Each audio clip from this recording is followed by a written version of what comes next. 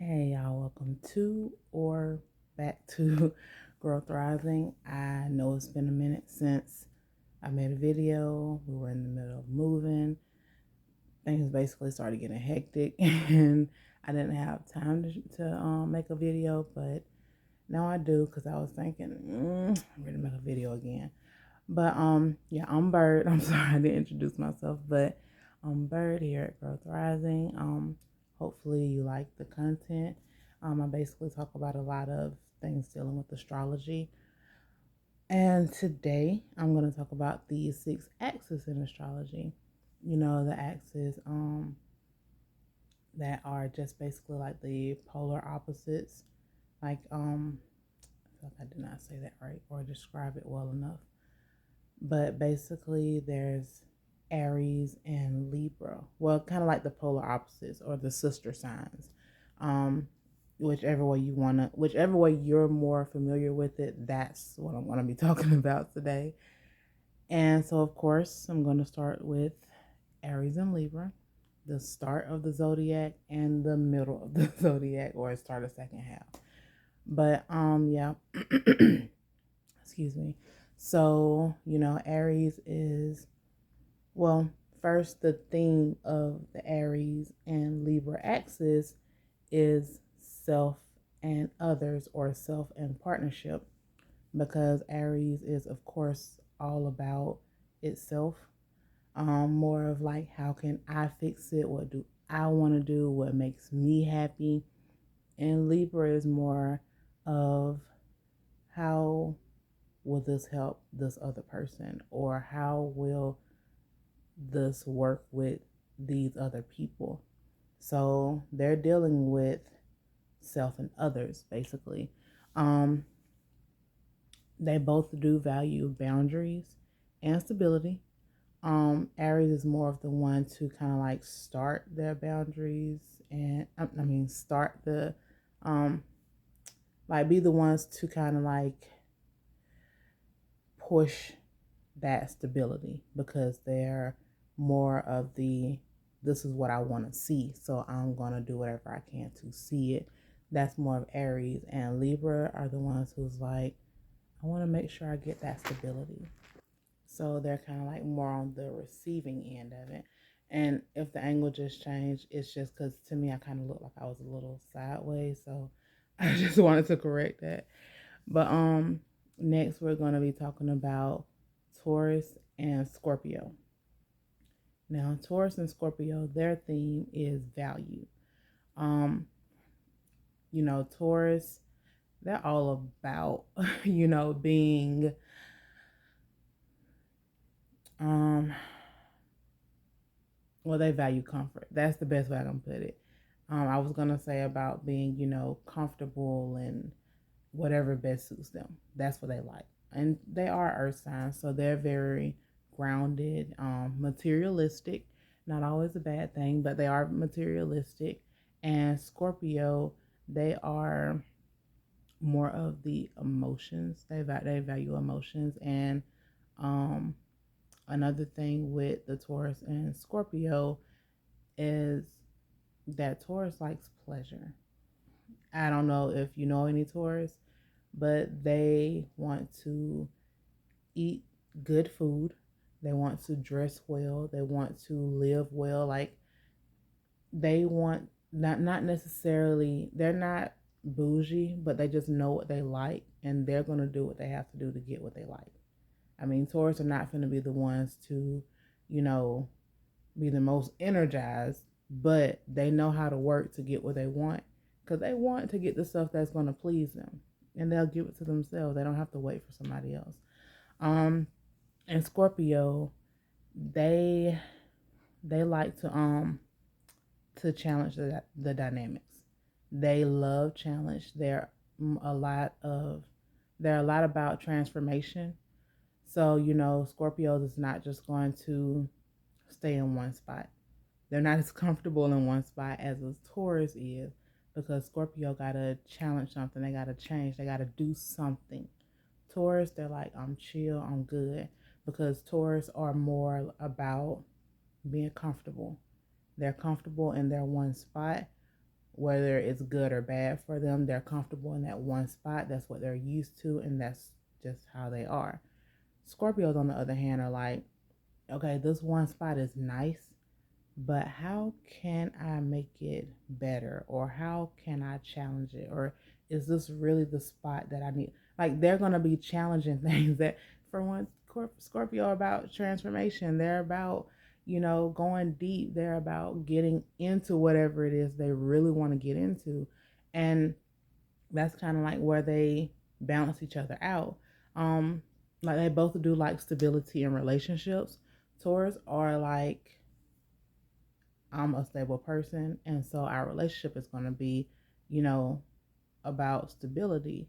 Scorpios, on the other hand, they need that stability because that's how they'll be able to feel comfortable enough to express their emotions to their partner. They're not going to just come into the relationship and just think, okay, I'm comfortable and I could just show you my emotions and everything is gonna be great. No, Scorpios are definitely not like that. You gotta peel back those layers before you can get a Scorpio comfortable. And in that sense, a Taurus will be perfect for that because Taurus are like, this is what I want and this is what makes me comfortable. And that will help to ground that Scorpio. I mean, come on, it's a earth sign and a water sign. It's like they'll be great together or they'll be terrible together, either or, or they could just bring out the best and worst in each other. Um, excuse me. Next, we have Gemini and Sagittarius, and that axis is about information. And see, the Sagittarius likes to learn through exploring, of actually getting into something, of actually going through something. Geminis are the ones who like to do research. They like to read the books. They like to do research online. They like to, talk with people. They like to find out things without having to go through it. But Sagittarius, they're like, let me go through it and see what it is. I mean, both ways you're gonna learn something. And they also Sagittarius also likes to debate. So if you are talking to a Sagittarius and y'all are talking about, I don't know, astrology or something, and somebody's saying, oh, astrology, that's not real. None of that is real. The Sagittarius is going to basically go to the point of debating. And I don't know if anybody have ever debated with a Sagittarius or even a fire sign at all, but they're going to make sure that they get their point across. And even if you're done and over it, they're still going to be going at it because that's just, for one, a Sagittarius, they want to go through something. They want to know it for themselves to be true. They want to experience it. And if they have been through that, it's going to be hard to tell them that it's not true whenever they're like, hey, I literally lived through this. Um, uh, excuse me, a Gemini is more of let me observe the information. They might not debate with you as quickly as a Sagittarius will, but they're going to tell you what they know. It's up to you to believe it or not, but they're going to let what they know be known because a Sagittarius and a Gemini, they both love to share the information that they learn. And that's why they're the axis of information because for one, excuse me, they like to learn. And if they like to learn something, they also like to share it. And so that's just kind of how both signs are. It's like Sagittarius, so they'll like to be kind of like a teacher, and a Gemini is more like the student. I don't know if you ever heard that little phrase before, but I know I've heard that with a lot of astrologers. They'll say Sagittarius is more of the teacher, Gemini is more of the student, which kind of gives off. I mean, that kind of makes, well, not kind of, but that does make sense because a Sagittarius likes to explore and debate and actually experience this stuff for themselves. And Geminis like to research and to look up stuff and to hear it, like from others. And so that's how they learn. And next we have Cancer and Capricorn. And a lot of us know that Cancer and Capricorn are like the parents of the zodiac. Cancer is more like the mother or the mother figure, and Capricorn is more like the father or father figure. Now, I mean, you can have a mother who's a Capricorn and a father who's a Cancer. But either way, they're just basically those signs, those figures in the zodiac, because for one, their theme is survival. Or I also see it kind of like family, because they're both big on families. Cancer is like, let me nurture my family, and Capricorn is like, let me provide for my family. A Capricorn, they will be the ones to work for a living. So you can think of it like, I'm just gonna use, like, I know this isn't what happens in all families, especially not now, but you can think of the father going to go work for a living, and the Cancer is more like, let me build a loving home, and the mother will be the one to stay at home and make sure everything with the home is going the way that it should be. Um, Actually, I just thought about it. One of the people I follow on YouTube, who I'm subscribed to on YouTube, she is a Cancer, and she is more of the, let me make my home beautiful. Don't know what her husband is. I don't know, but Capricorns are also materialistic. Well, they're more materialistic, but it Capricorn is a earth sign, but they like stability also, which they're earth sign. But they're more about like keeping thing, like, they're gonna pay the bills. Basically, like, if you have a mortgage, or if you just bought a new car and you gotta, make the payments on that, or you just leased a new car, whatever, you just got a new car, you gotta make the payments on that. You gotta, like, whatever you gotta keep, a Capricorn is gonna make sure, hey, well, I got to make sure I take care of this, that, and the other, so that my family can have this. And a Cancer is more on the emotional side. So a Cancer is more like, okay, I want to make sure that my family is happy and healthy and all of this other good feel stuff. And it's kind of great for the both of them, because they can see what the other one can't. Cancer can get too emotional sometimes. I'm pretty sure a lot of people know it, especially if you know a Cancer. Sometimes that too emotional side can come out, and the Capricorn is the one who's like, okay, now let's put a little bit of logic in that. Well, who am I kidding? A Capricorn ain't gonna say just a little bit, but they're gonna be like, let's put some logic into that, and so that the Cancer might not want to listen at first, but they will eventually, be like, okay, well, that makes sense. And as far as a Capricorn, they can be so go, go, go, material, material, material, let me provide, provide, provide, that they're running themselves ragged. And the Cancer is like, hey, how do you feel? What do you want? What would make you happy right now? Kind of to bring them down a bit more, which is something that they may need from time to time. And that's why they kind of work well together. I mean, all of these signs will work well together. They'll either work well together or bring out the worst of each other, or they'll just do both. Not saying that if you're a Scorpio, you should just go and find a Taurus to date. I'm not saying that. I'm just saying, don't let that scare you. Yeah. Um, and next we have Leo and Aquarius. And Leo and Aquarius, their theme is social. And Leos, they love the attention, and they also like to win. You know, do something with a Leo. Like, let's say if y'all race, for one, the Leo has that motivation to win and to be recognized by everyone. And Aquarius, they like freedom and self determination. If you ask an Aquarius for, if you ask an Aquarius for a race, they may or may not give it to you, because they don't care if, like, they don't need that attention as much from everyone else. But if it's the other way around and they actually want to race, then yeah, they're going to do their best to win then.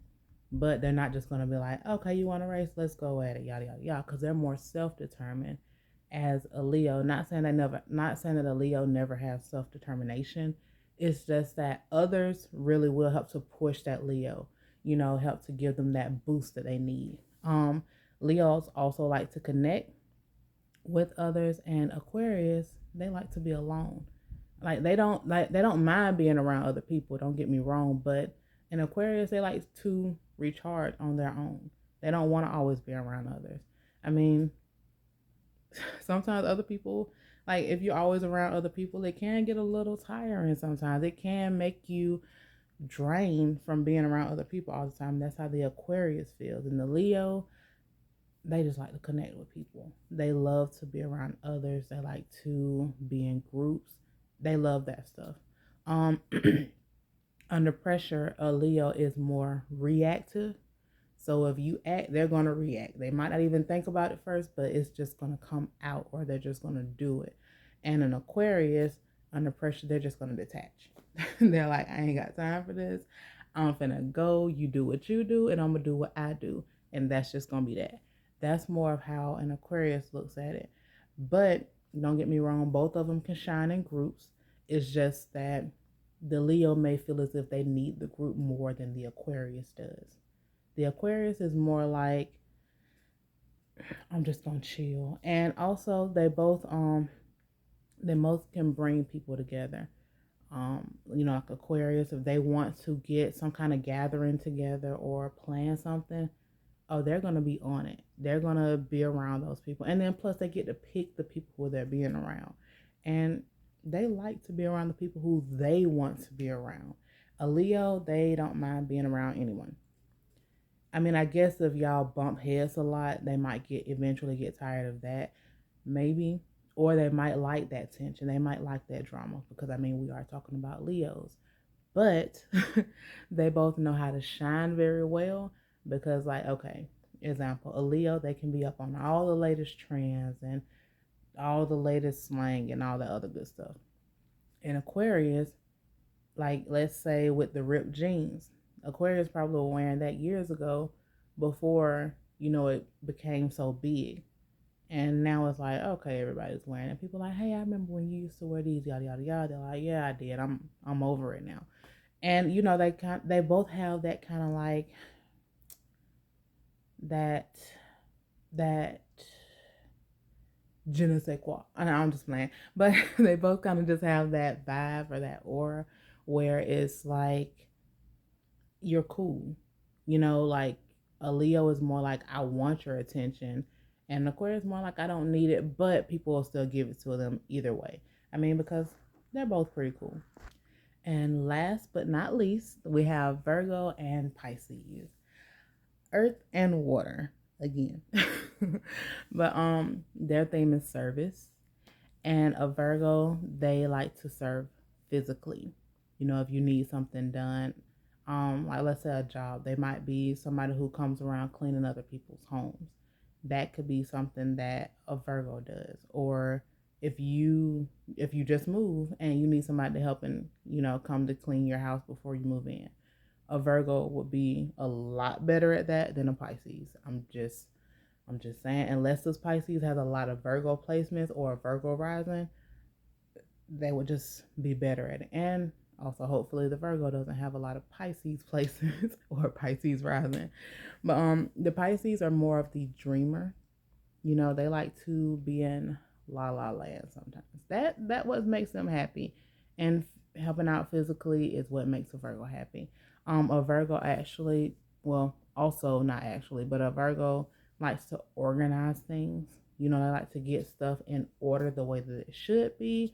Sometimes it can be a bit much for people. That's why Virgos are sometimes associated with OCD. I don't know if y'all ever seen it or heard it, but I know I have. Yeah. But Pisces also they like to use their imagination and come up with ideas. If you need an idea now, you can go and brainstorm with the Pisces. I mean, sometimes their ideas might be so big that you can't even grasp your head around it, but they can see you doing it, or whoever they're trying to help out. That's what they can do. Virgos, they are pretty critical when helping others. Not that they're trying to be, it's not like they're trying to hurt you or hurt your feelings or make you feel bad. It's just if they see it as if, you're doing something wrong, they're going to want to let you know. It might not be in the best way, but they're going to let you know. And that's another thing why I was talking about them organizing things. Sometimes it can be associated with OCD because if they want it a certain way and you don't do it that certain way, they're going to let you know. And it might take a minute for them to kind of like loosen up to whatever it is that you're trying to do. Like, as they might. I'm just gonna say that they might. With the Pisces, they're more of the ones to empathize and soothe others. They're more about, feelings also. But if you need to start up some kind of business plan, if you don't know what kind of business plan you want yet, go talk to your Pisces friend or your Pisces family member who actually know you. Somebody who actually close to you, so they actually know some stuff about you, or somebody who have like a lot of Pisces placements or Pisces rising, because they can help you to figure out whatever it is that you want to do. They can help you in that, to dream and to be use your imagination. A Virgo, on the other hand, will be able to help you to set up the steps to get your business started. They'll be the ones who can like tell you like, this is who you need to call, this is what you need to do. On this day you need to go to these places, on that day you need to do that. Like, they can help you on the actual steps to get into the dream. The Pisces, they see the end goal, and the Virgo is the one to help get you to that end goal. So that's how they help each other out as well. The Pisces is like, hey, this is the end goal. They don't think about anything up to that point, but hey, this is the end goal. And the Virgo is like, okay, so let me think. If this is the end goal, how can we make these steps to get to this end goal? So that's how they help out each other. But yeah, that was all 6 of the sister signs, or the polar opposite. But I do hope that you enjoyed the video. And again, I'm sorry for taking so long to make another video. It's just things sometimes get a little hectic. Life happens, you know. But I hope that you did enjoy it. And, feel free to leave a comment on, whatever your sign is. And if you have any experience with your polar opposite or your sister sign. And especially with relationships, because I know, people who are in a relationship with their polar opposite, and sometimes it's like, yeah, they're perfect together, or yeah, they're bringing out the worst in each other. But if you have any experience in that, I would like to know, just because, hey, I'm a Sagittarius. I like I like to learn stuff. But I hope that you have a great day, and I will see you next time. Bye.